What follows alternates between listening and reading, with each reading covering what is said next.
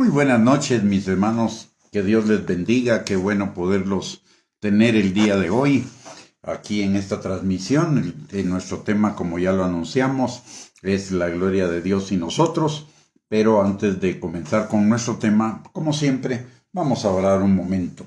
Padre bendito, te damos gracias, Señor, en el nombre de Jesús, por todo tu cuidado, Señor, tu amor para con cada uno de nosotros hasta aquí, Señor. Tú nos has ayudado, siempre has sido un buen Padre que tiene cuidado de cada uno de nosotros, Señor. Te damos gracias también por este tiempo que nos permites de reunirnos, Señor, para escudriñar junto con tu Espíritu Santo tu palabra.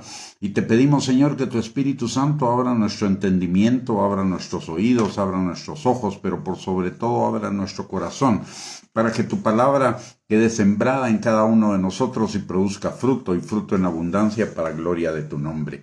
También, Señor, en esta hora venimos delante de ti pidiéndote que tu Espíritu Santo, Señor, rompa toda fortaleza, todo argumento y toda mentira que se esté levantando en contra del conocimiento tuyo y de la obediencia a tu palabra, Señor, y por ende de nuestra bendición. Todo te lo pedimos, Señor, en el nombre de Jesús, y te damos a ti la gloria, la honra y la alabanza por lo que en este tiempo vas a hacer en nuestras vidas y por la palabra que vas a sembrar en nuestros corazones, que producirá fruto para gloria tuya. En el nombre de Jesús, amén y amén.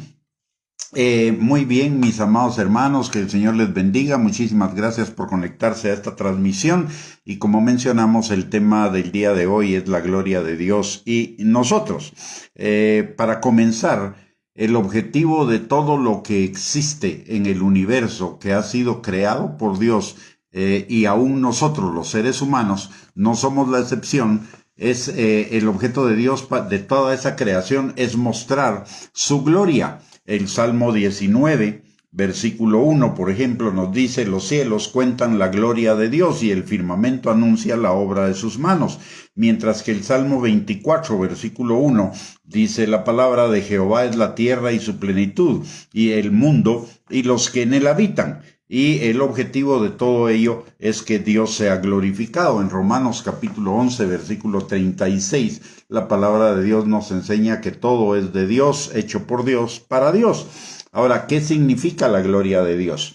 La gloria de Dios son todas las cualidades, todo lo que Dios es, su carácter, sus obras, su poder, su sabiduría, su gracia, su amor, su misericordia, en fin, todo. La gloria de Dios es Dios mismo, es todas sus cualidades, todas sus características, todo lo que Él es y todo lo que Él hace. Es la esencia de su naturaleza, su importancia, su esplendor, su poder, su presencia, la expresión de su bondad y de todas las cualidades intrínsecas y eternas de su persona. Por eso el Salmo 19, versículo 1 dice: los cielos cuentan la gloria de Dios y el firmamento anuncia la obra de sus manos, y no necesita ninguna palabra. Simplemente con que nosotros observemos la grandeza de los cielos, la grandeza del firmamento y la grandeza de todo lo que existe en la tierra, por ejemplo, de todo lo que Dios ha creado, de toda la naturaleza, nos damos cuenta de la magnificencia, de la grandeza, del poder, de la sabiduría de Dios, que son sus cualidades. Eso quiere decir que todo lo que existe es para reflejar su gloria, lo que Dios es. Su gloria se ve y se manifiesta de una manera suprema en Jesucristo.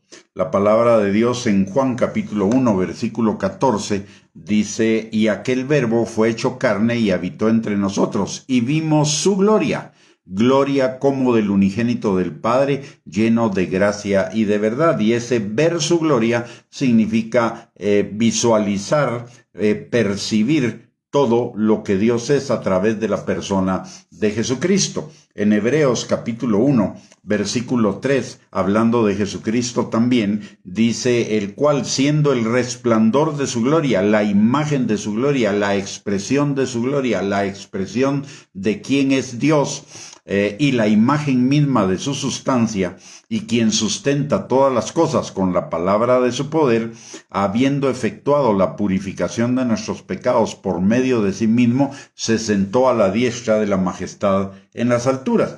Y déjeme decirle algo con respecto a la manifestación de la gloria de Dios en Jesús. Pero antes déjeme leerle 2 Corintios capítulo 4, versículo 6. Dice la palabra: porque Dios, que mandó que de las tinieblas resplandeciese la luz, es el que resplandeció en nuestros corazones para iluminación del conocimiento de la gloria de Dios en la faz de Jesucristo.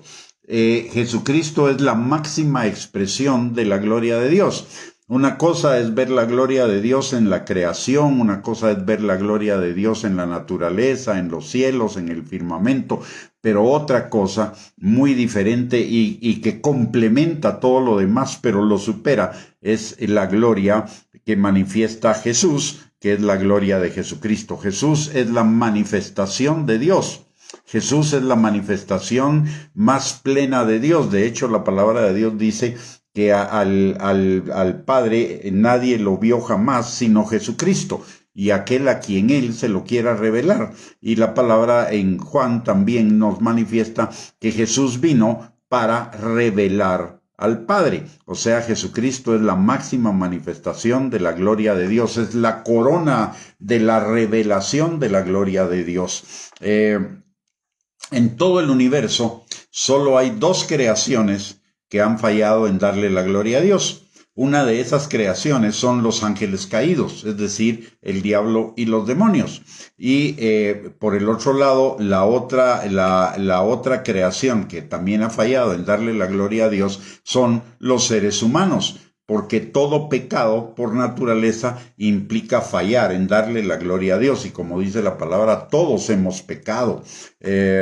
En Romanos 3:23, no hay justo ni aun uno, no hay quien siempre haga lo bueno, no hay quien siempre busque a Dios, etc. Entonces fallamos en darle la gloria a Dios y fallamos en manifestar la gloria de Dios. Ya vimos que el firmamento y la obra de sus manos manifiesta la gloria de Dios. Ya vimos que la naturaleza manifiesta la gloria de Dios. Ya vimos que Jesús manifiesta la gloria de Dios. Los ángeles que no cayeron manifiestan la gloria de Dios. Nosotros, en consecuencia, también necesitaríamos manifestar la gloria de Dios. Lo que nos lo impide es la caída y el consecuente pecado que fue establecido en nuestra vieja y por nuestra vieja naturaleza. Cada uno de nosotros los cristianos necesitamos reconocer no solo su gloria, sino manifestar su gloria y darle la gloria a Él. Es decir, tres cosas: reconocer su gloria, manifestar su gloria y darle gloria a Dios. ¿Qué significan esas tres cosas? ¿Qué significa reconocer su gloria, manifestar su gloria y darle gloria a Él? En primer lugar, significa honrarlo, reverenciarlo, respetarlo, sujetarnos a Él, obedecerle a Él y declarar todo lo que constituye su gloria, alabarlo por ella, reflejarla en nuestro carácter y en nuestras acciones. Recordemos que 2 Corintios capítulo 3, versículo 18, la palabra nos enseña que el Espíritu Santo está formando el carácter de Cristo en cada uno de nosotros. Lo va formando a través de cada día y a través de cada circunstancia en los creyentes. Y al formar el carácter de Cristo en nosotros, como Cristo refleja la gloria de Dios, entonces nosotros nos vamos convirtiendo poco a poco en un reflejo de la gloria de Dios, o por lo menos esa debería ser nuestra intención cada día, que nuestras acciones reflejen el carácter de Dios, reflejen la magnificencia, la bondad, la verdad, la gracia, la misericordia, el amor de Dios a través de nuestras vidas. Y la otra cosa de darle la gloria a Dios significa que todo lo que hagamos sea para que Él sea exaltado. Entonces, usted y yo, como hijos de Dios, necesitamos, primero, permitir que el Espíritu Santo cada día vaya formando el carácter de Cristo en nosotros para que nosotros reflejemos la gloria de Cristo y reflejando la gloria de Cristo, reflejemos la gloria de Dios. Recordemos que la gloria es todo lo que Dios es, todo lo que Jesús es, y nosotros estamos siendo transformados de gloria en gloria por el Espíritu Santo. Entonces, cada día nosotros deberíamos manifestar en mayor medida la gloria de Dios, por un lado. Y por el otro lado, la palabra de Dios en Colosenses capítulo 3, versículo 23 y 24, nos enseña que todo lo que hagamos sea para la gloria de Dios. Por cierto, esto no es una cuestión de un solo paso, no es una cuestión de perfección de un día para el otro. Esto es todo un proceso que dura toda nuestra vida. Recordemos lo que dice Filipenses capítulo 1, versículo 6, que el que comenzó la buena obra en nosotros la va a perfeccionar hasta el día de Jesucristo, hasta que nos presentemos delante del Señor, ya sea porque partimos de este mundo por muerte natural o bien porque el Señor vino ya por su iglesia y nos arrebató. Pero mientras tanto, cada día nosotros necesitaríamos ser una mayor expresión de la gloria de Dios, un paso a la vez, un día a la vez, pero cada día mejor que el día anterior y mañana mejor que hoy, y haciendo todas las cosas que hagamos para la gloria de Dios, hoy mejor que ayer, mañana mejor que hoy.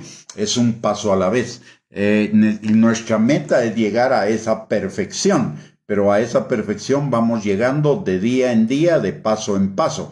Para llegar, por ejemplo, de Guatemala a Quetzaltenango, no es de un instante, es todo un proceso. Es todo un viaje de paso a paso, de pasar de lugar en lugar, etcétera. De la misma manera, el camino de la perfección que Dios está trabajando en cada uno de nosotros es un camino de paso a paso, es un proceso, no es un evento de la noche a la mañana, sino que es un proceso que va a durar toda nuestra vida y que cada día debe irse perfeccionando, como dice la palabra, no solo en Filipenses 1:6, sino también en Efesios capítulo 4, versículo 12 en adelante, que el objetivo para nosotros los creyentes es ser perfeccionados cada día para la obra del ministerio, la edificación del cuerpo de Cristo, hasta que todos lleguemos a la unidad de la fe y del conocimiento del Hijo de Dios, a un varón perfecto, a la estatura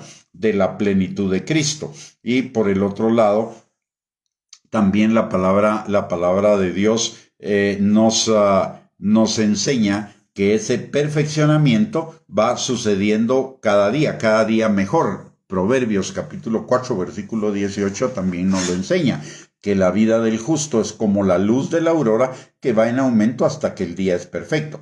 Si no estamos manifestando el carácter de Cristo todo el tiempo, si no estamos haciendo todas las cosas todo el tiempo para la gloria de Dios, no debería ser un asunto que nos debiera preocupar. Más bien debería ser un asunto que nos estimule a que el día de mañana lo vamos a hacer mejor que hoy. En las dos cosas, en cuanto a manifestar el carácter de Cristo y en cuanto a darle gloria al Señor en lo que hacemos, cada día más, cada día mejor.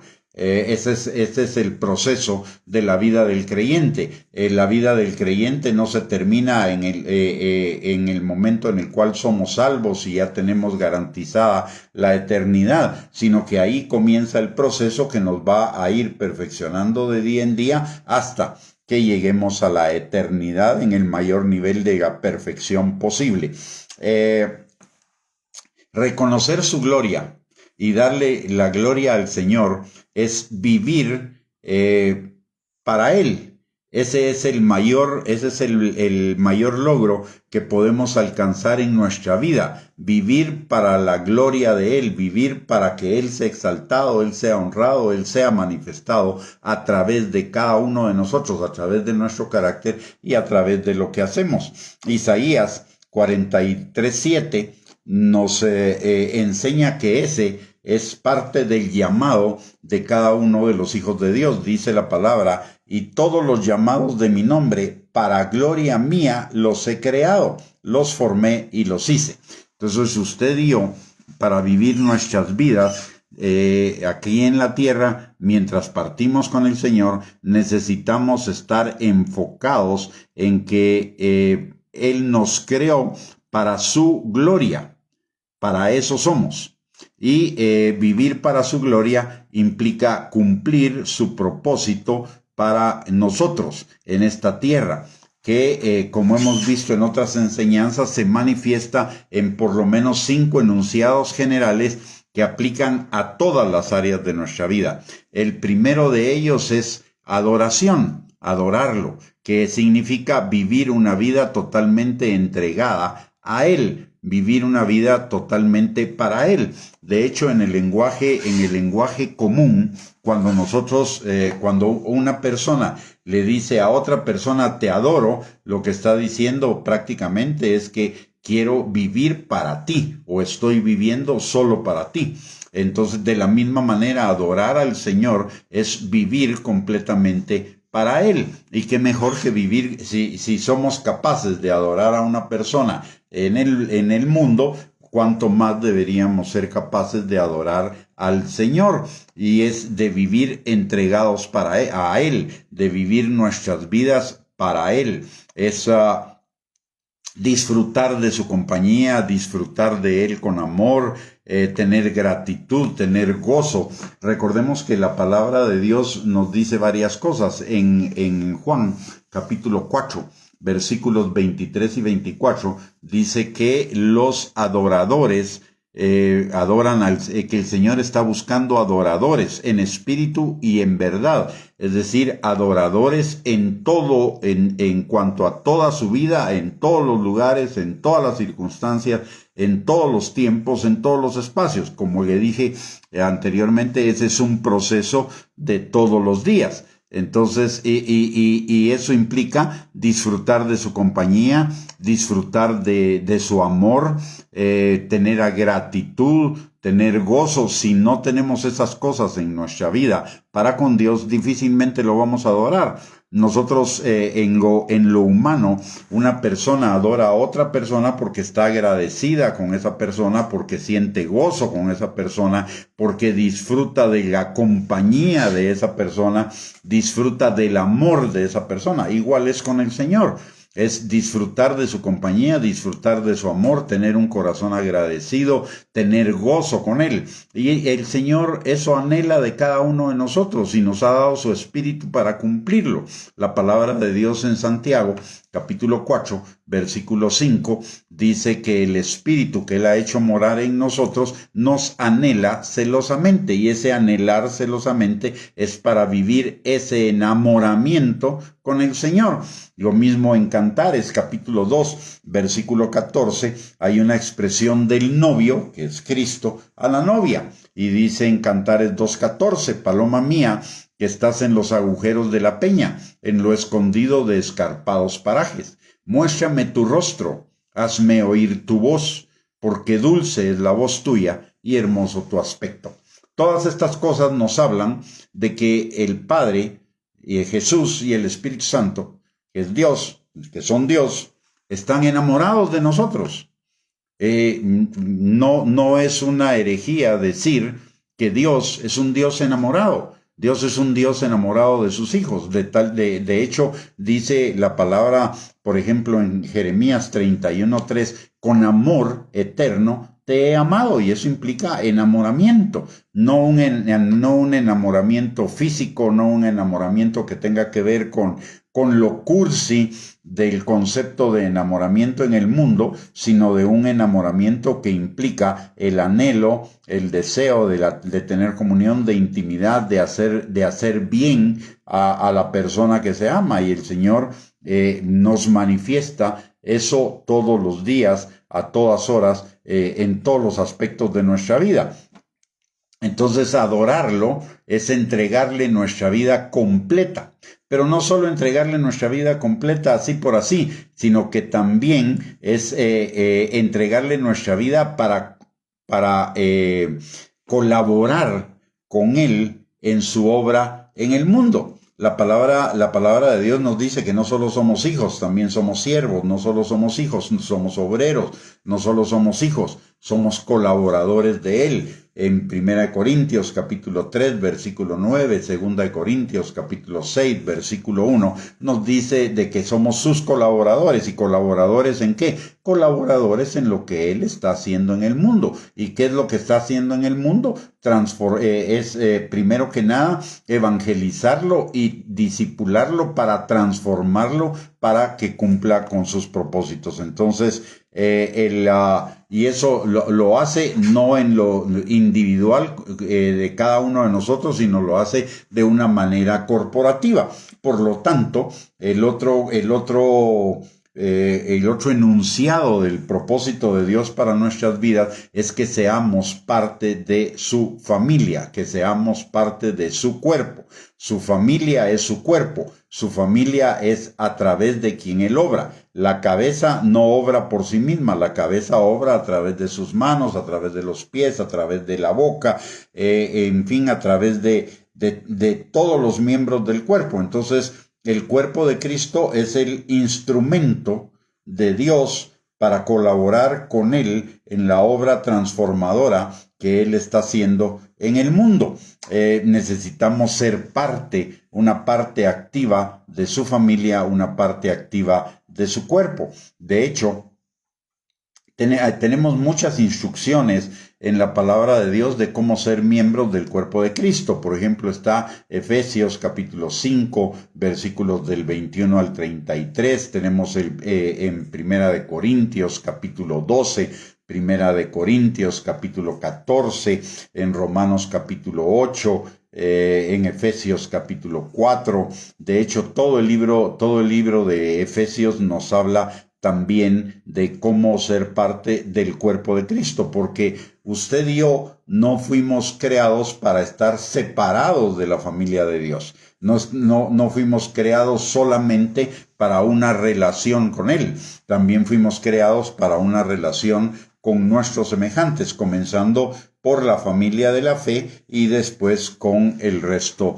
del mundo. Entonces necesitamos ser parte de la familia de Dios y ser una parte no pasiva, sino una parte activa, porque el cuerpo es activo. Cuando el cuerpo inactivo es un cuerpo muerto. El cuerpo por naturaleza, por definición, por esencia, es un cuerpo donde todos los miembros están activos. Todos nosotros deberíamos ser parte activa de la congregación local y de la congregación de los santos a nivel mundial, participando en la obra de Cristo de todos los días, de la evangelización, el discipulado y la transformación del mundo. De hecho, el tercer enunciado del propósito de Dios para su vida, y recordemos que el cumplimiento del propósito de Dios para nuestras vidas está determinado, significa darle la gloria a Dios y hacer todo para Dios. El tercer enunciado después de la adoración y después de la comunión en el cuerpo de Cristo es precisamente el evangelismo, y el evangelismo es dar testimonio de Él a otros. La palabra de Dios nos enseña, por ejemplo, en Primera de Pedro, capítulo 2, versículo 9, que somos real sacerdocio. Somos primero que nada linaje escogido, linaje de Dios, real sacerdocio, nación santa, pueblo adquirido por Dios, para que anunciemos las virtudes de aquel que nos llamó de las tinieblas a su luz admirable. O sea, cuando dice que somos linaje escogido, nos está hablando de que somos sus hijos, pero además somos un real sacerdocio, una nación santa, un pueblo comprado por Dios por precio, por la sangre de Cristo. ¿Para qué? No para que la pasemos bien, no para que lo disfrutemos, aunque eso es una parte derivada de cumplir el propósito de Dios para nuestras vidas, pero el objetivo fundamental de que seamos linaje escogido, real sacerdocio, nación santa, pueblo adquirido por Dios, es para que anunciemos las virtudes de aquel que nos llamó de las tinieblas a su luz admirable. ¿Para qué? Para que otros hagan ese paso de las tinieblas a la luz. Por eso en Marcos capítulo 5, versículo 18 al 20, después de que Jesús libera al endemoniado gadareno y que el endemoniado gadareno quería irse con Jesús en la barca, Jesús le dice, no, ve a tu tierra, ve a tu ciudad, que era, por cierto, era Decápolis, y eso significa una ciudad formada por 10 ciudades, grandísima, ¿no? Y le dice, ve y cuéntales cuán grandes cosas ha hecho Dios contigo. ¿Para qué? Para que así como él había pasado de la luz, de las tinieblas a la luz, de la misma manera los demás que le escucharan pudieran hacer también ese paso de las tinieblas a la luz a través de Jesucristo. Y en Marcos capítulo 16, versículos del 15 al 16, la palabra de Dios dice que vayamos y prediquemos el evangelio a toda criatura, que el que crea tendrá vida eterna y el que no crea será condenado. Entonces nos está hablando, nos está llamando a el evangelismo, y eso no es solo para algunos, no solo es para los que se llaman a sí mismos evangelistas, es para todo el pueblo de Dios, para todos los hijos de Dios. Aparte, son los evangelistas que son los que se especializan en hacer grandes campañas y todo, pero usted y yo podemos evangelizar a las demás personas de uno en uno o en un círculo pequeño, etcétera, porque todos somos llamados a la evangelización. Como consecuencia de la evangelización, ya hablamos que la vida del creyente no se trata solo de ser salvo. La vida del creyente se trata de llegar a ser perfeccionado a la estatura del varón perfecto, a la plenitud de Cristo, a la plenitud del carácter de Cristo. Y eso implica el discipulado, que también nos lo manda el Señor en Mateo capítulo 28, versículos 18 al 20. La palabra de Dios dice, vayan y hagan discípulos a todas las naciones, bautizándolos en el nombre del Padre, el Hijo y del Espíritu Santo, y enseñándoles a guardar todo lo que yo les he mandado, y yo estaré con ustedes hasta el fin del siglo. Entonces, el derivado, fíjese cómo van los propósitos del Señor. Primero, adorarle. Como consecuencia de adorarle, es tener comunión con otros adoradores, con otros hermanos, ser parte del cuerpo de Cristo. ¿Y para qué ser parte del cuerpo de Cristo? En primer lugar, para evangelizar; en segundo lugar, para discipular; y el quinto enunciado que resume el propósito de Dios para nuestras vidas, para darle gloria a Él, es el servicio. Es servir a los demás en su nombre. Recordemos que el carácter de Cristo está siendo formado en nosotros, ¿verdad? Para que reflejemos su gloria.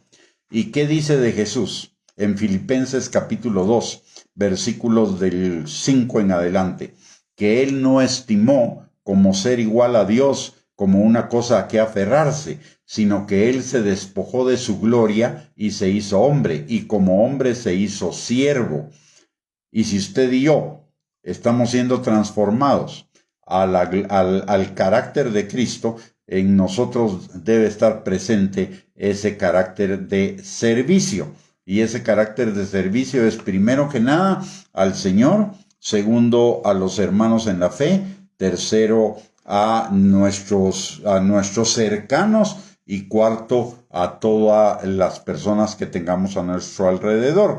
Recordemos una enseñanza de Jesús en Lucas capítulo 10, que se refiere a la parábola del buen samaritano. Cuando viene un fariseo a probarlo y le dice, al final le dice, primero le pregunta cuáles son los 2 mandamientos, y el Señor le dice, amarás al Señor tu Dios con todo tu corazón, con todas tus fuerzas, con todo tu ser, y amarás a tu prójimo como a ti mismo.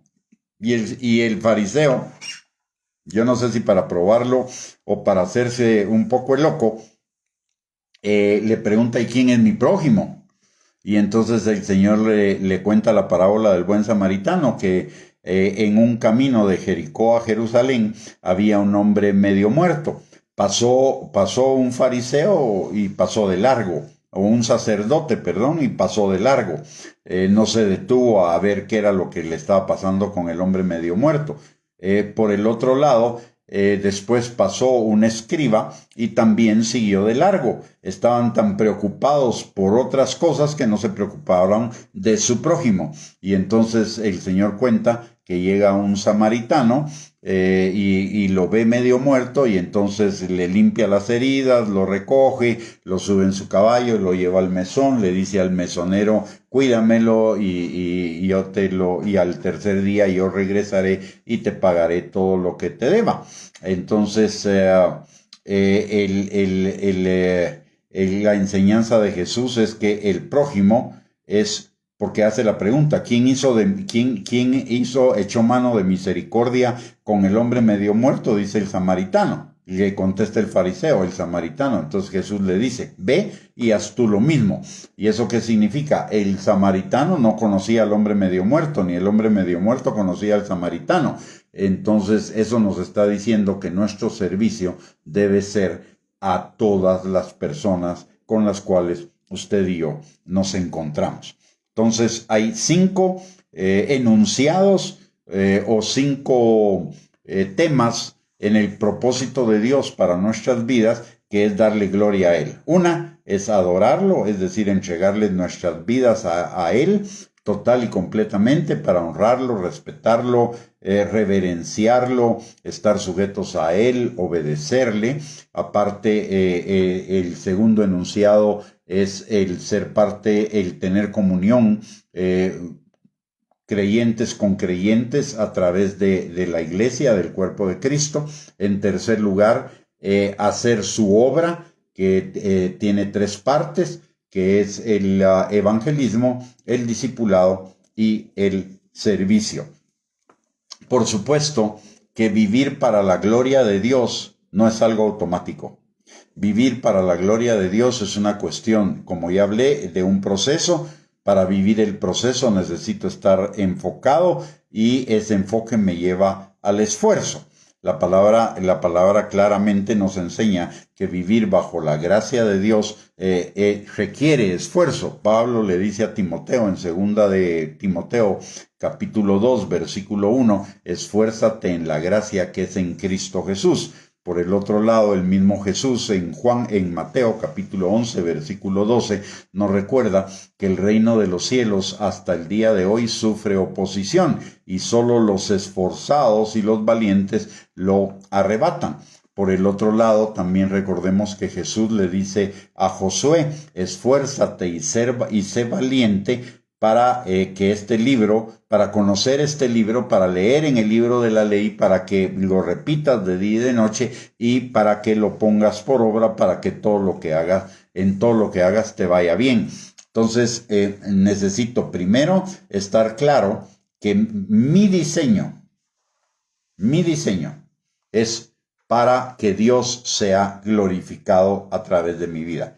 ¿Cómo es Dios glorificado a través de mi vida? Número 1, reconociendo su gloria, y es todo lo que Dios es. Número 2, manifestándola a través de la transformación de mi carácter, a través de la transformación de mi conducta. Y número 3, que todo lo que haga, lo haga para la gloria de Dios. Y eso significa la necesidad de cambios. De hecho, para que podamos reflejar esa gloria de Dios en esos 3 aspectos, de reconocerlo, de manifestar su gloria a través de nuestros actos y de hacer todo para la gloria de Él, implica cambios. Implica transformaciones en nosotros, que el Espíritu Santo va a estar haciendo de día en día. Entonces necesitamos estar enfocados en seguir esos cambios que la palabra de Dios y que la palabra de Dios y que el Espíritu Santo nos van indicando. Es decir, cambios en nuestros planes, cambios en nuestras prioridades, cambios en nuestras relaciones, cambios en todo, en todos los aspectos de nuestra vida. No necesariamente eso va a ser fácil. ¿Va a ser glorioso? Sí. ¿Va a ser satisfactorio? Sí. ¿Va a ser pleno? Sí. ¿Nos va a producir gozo? ¿Nos va a producir satisfacción? ¿Nos va a producir bendición? Sí. Pero no siempre es fácil. La palabra de Dios nos enseña, por ejemplo, en Romanos capítulo 12, versículo 1, que dice: así que, hermanos, os ruego por las misericordias de Dios que presentéis vuestros cuerpos en sacrificio vivo, santo, agradable a Dios, que es vuestro culto racional. Va a implicar el sacrificio de negarnos a nosotros mismos, al yo, a nuestra voluntad propia, a nuestro ego, a la carne. Por el otro lado, implica también la transformación de nuestra manera de pensar. En Romanos capítulo 12 dice la palabra que no nos amoldemos a la forma de pensar de este mundo, sino que nos transformemos por medio de la renovación de nuestro entendimiento, que cambie el espíritu que guía nuestros pensamientos. En el mundo, nuestros pensamientos eran guiados por el espíritu del mundo, por el diablo, mientras que en el Señor, nuestros pensamientos, nuestras emociones, todo lo que significa nuestra mente, debe ser guiada por el Espíritu Santo. Entonces, y eso implica cambios, y a veces son cambios que nos pueden costar algún sacrificio, algún esfuerzo, etcétera. Cambiar no es fácil, es glorioso, eso sí, es necesario, también es necesario, no solo en cuanto a la calidad de vida que vamos a vivir acá en la tierra, sino en cuanto a la calidad de vida que vamos a vivir en la eternidad, porque la palabra de Dios dice que si nosotros hacemos esas transformaciones, esos cambios y nos amoldamos a vivir conforme a la buena voluntad de Dios, agradable y perfecta, vamos a hacer tesoros en el cielo, vamos a recibir recompensas, galardones, coronas, etcétera, para disfrutarlas allá. Entonces es un proceso que vale la pena, aunque sea un proceso que requiere de nuestro esfuerzo. Igual vivir en el mundo requiere de un esfuerzo. Lo único que es un esfuerzo vano, que todo lo que logremos en el mundo aquí se queda y en la eternidad condenación. Pero si nosotros nos esforzamos en el Señor, entonces vamos a tener recompensas. No hay más esfuerzo que el que requiere vivir en el mundo. Mi experiencia es que no requiere un esfuerzo mayor. Lo que requiere es un esfuerzo diferente y en diferente dirección. Y recordemos lo que dice el libro de Daniel: el pueblo que conoce a su Dios se esforzará y actuará. Entonces, ¿y cómo actuará? Pues primero en esa transformación de sí mismo, en ese crucificar la carne, en esa transformación de nuestro entendimiento, y en manifestar la gloria de Dios a través de la adoración, a través de ser parte activa del cuerpo de Cristo, a través del discipulado, del evangelismo y del servicio. Vivir para su gloria, cumpliendo su propósito para el que nos creó, es en realidad la verdadera vida. Es como se lo voy a poner de esta manera: un fabricante fabrica un carro para que cumpla una función específica. Ese carro solo va a durar y solo va a ser feliz si cumple aquello para lo cual fue diseñado. Si hace aquellas cosas para las cuales no fue diseñado, si el carro pensara y sintiera, se sentiría frustrado, porque está haciendo algo para lo cual él no fue creado. De la misma manera, si usted y yo hacemos cosas para las cuales no fuimos creados, lo que vamos a vivir es una vida de frustración. Y si no, mire el mundo. El mundo vive estresado, angustiado, ansioso, temeroso, miedoso, decepcionado, frustrado, agobiado, etcétera, porque no están cumpliendo con aquel diseño para el cual fueron creados. Entonces, la verdadera vida es vivir en el diseño de Dios para nosotros, y el diseño de Dios para nosotros es lo que nos está indicado en la palabra de Dios y a lo que nos dirige el Espíritu Santo que nos ha sido dado. Entonces, la primera cuestión en la cual usted y yo necesitamos esforzarnos es en obedecer lo que dice la palabra y obedecer lo que nos guíe el Espíritu Santo, y esa obediencia va a traer bendición a nuestra vida, en tanto que la desobediencia va a traer corrupción. Si vivir fuera del propósito de Dios la vida es solamente existencia y existencia física. No hay vida emocional, no hay vida espiritual, es solo físico. En segundo lugar, necesitamos reconocer, usted y yo, que ya recibimos la luz, necesitamos reconocer que Dios nos ama y nos creó para su propósito. Esto es bien importante. Hoy, muchísimos creyentes creen que Dios está para cumplir el propósito de ellos. No, nosotros estamos llamados a cumplir el propósito de Dios. Hoy pareciera que tenemos, o mucha gente en el cristianismo tiene un Dios Santa Claus, un Dios que le tiene que dar todos sus gustos, que le tiene que cumplir todas sus peticiones, que tiene que hacer todo lo que él desea, pero lo que la persona desea. Pero ese no es el verdadero Dios. Y ese no es el diseño de nuestra vida. Nosotros fuimos diseñados para vivir para Dios, no Dios para nosotros. Eso lo tenemos que tener claro. Usted y yo vivimos para el propósito de Dios. Dios no vive para nuestro propósito. Dios vive para cumplir su propósito en nosotros. Lo dice el Salmo 138, versículo 8, y lo dice también el Salmo 139, 13, 16, que fuimos creados y diseñados para su propósito. Efesios 2:10, somos hechura suya, creados en Cristo Jesús, para buenas obras que Él preparó de antemano para que anduviéramos en ellas, para su propósito. Y Dios nos ama y nos creó para su propósito, y ese propósito es la buena voluntad de Dios, agradable y perfecta. Lo que se sale de ese propósito no es bueno, no es agradable, no es perfecto. La única manera de vivir una vida plena es vivir en el propósito de Dios, es vivir para el propósito para el cual Él nos creó, que lo hemos enunciado varias veces, y que es para adorarle, para tener comunión con, ser parte del cuerpo de Cristo, para discipular, para evangelizar y para servir. Usted y yo no somos ningún accidente. Usted y yo, dice la palabra, que fuimos creados para este tiempo, para este lugar, y fuimos creados para buscar a Dios y para, obviamente, buscando a Dios para cumplir su propósito. Eso lo dice en Hechos capítulo 17, versículos del 26 al 28, y también en el libro de Esther en el capítulo 4. Para este tiempo venimos a nacer para ayudar, para colaborar con el Señor en el establecimiento de su reino sobre este mundo. No nacimos por accidente, no nacimos por casualidad, nacimos por un propósito de Dios para este tiempo.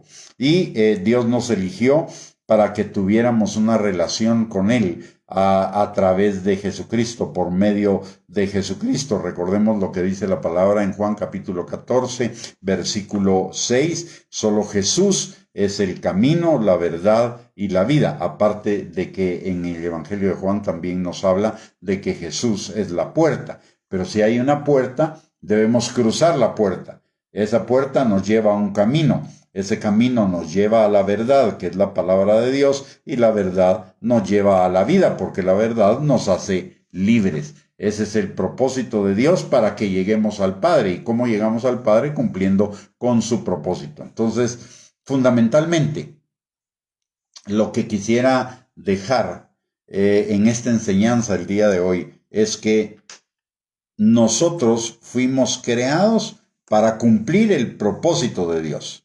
No Dios para cumplir nuestro propósito. O sea, usted y yo necesitamos consagrarnos, dedicarnos, enfocarnos y esforzarnos en vivir el propósito de Dios para nuestras vidas. Número 1.